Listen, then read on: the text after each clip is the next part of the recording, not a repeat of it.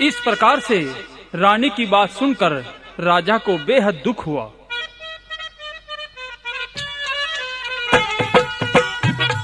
और फिर रानी को विश्वास दिलाया और कहा कि रानी, सुबह दरबार में उसे बुलवाकर उसकी पेशी करवाऊंगा और मंत्रियों के सामने ही उसको सजा दूंगा। लेकिन मुझे ये बात बताइए कि दासी बांदी क्या तुम्हारे हक में तुम्हारी गवाही देंगी? क्या उन्होंने ये सारी हरकत देखी है?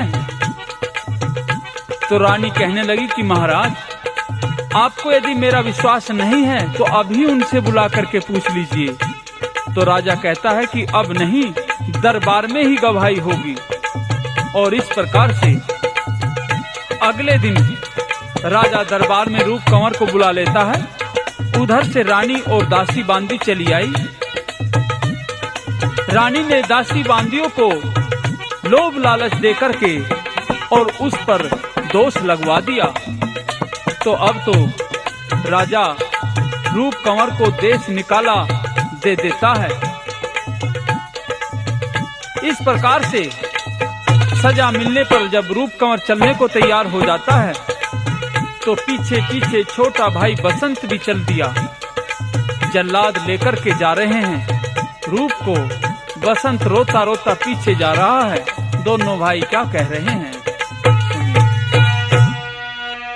चले रोते दोनों भाई,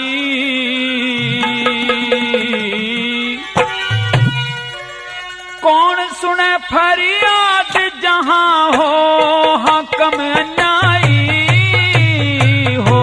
चले रोते दोनों भाई, कौन सुने फरियाद जहां हो हकम अन्यायी हो। चले रोते दोनों भाई हो, चले रोते दोनों भाई।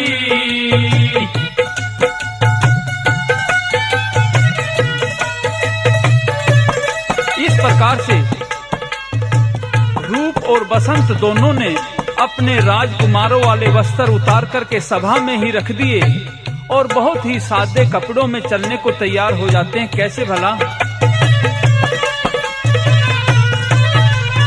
तन के वस्त्र तार धरे सभा बीच होला चार। माता ने कर याद रो में दोनों बालक नोनो धार। मंत्रीगण दरबारी पर जा करने लगी हाहाकार। मंत्रीगण दरबारी पर जा करने लगी हाहाकार। हाथ जोड़ के करी नमस्ते, पिता को नवाया सिर। हिड़की दे के रोवन लगे चोमा से जो बरसे नीर। काट के ने खून आज मोसी का रंगा दो चीर। काट के ने खून आज मोसी का रंगा दो चीर। हो विपत से दारुण दुखदाई, हाथ जोड़ लगे कहने मारे कर्मों की करड़ाई हो। चले रोते दोनों भाई, कौन सुने फरियाद जहां हो हकम अन्यायी हो। चले रोते दोनों भाई।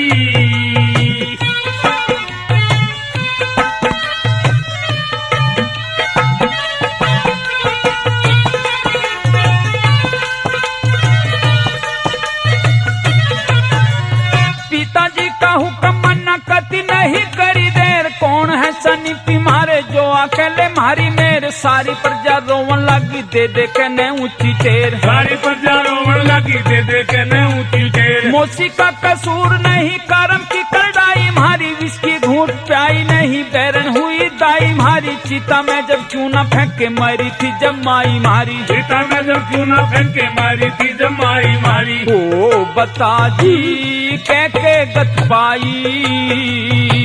रतनपुरी की नार देख गई आजू डकराई हो। चले रोते दोनों भाई, कौन सुने फरियाद जहां हो हकम अन्यायी हो। चले रोते दोनों भाई।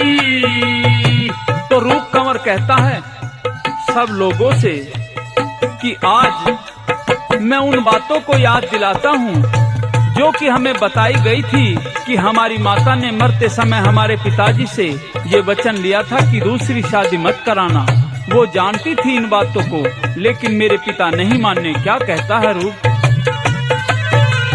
मरती बड़ी हमारी माँ ने रोक लगाई, तुझे ब्याह में बचन हार, दोषी पिता काटे बोए हरे राम, इसीलिए डरती थी वह उसकी सारी बात निभा में, इसीलिए डरती थी वह उसकी सारी बात निभा में। नरहत्या का दोष लगे, बढ़ती पल के काटे थे, उससे ज्यादा दोष लगे, हम भी भर के नाटे थे, कुत्ते भर की हालत हो जा उगल के न चाटे थे, कुत्ते भर की हालत हो जा उगल के न चाटे थे। हो शीश पे गर्दिश आछाई, जो होते अच्छे भाग्य बिछड़ती, क्यों फिर जन्माई।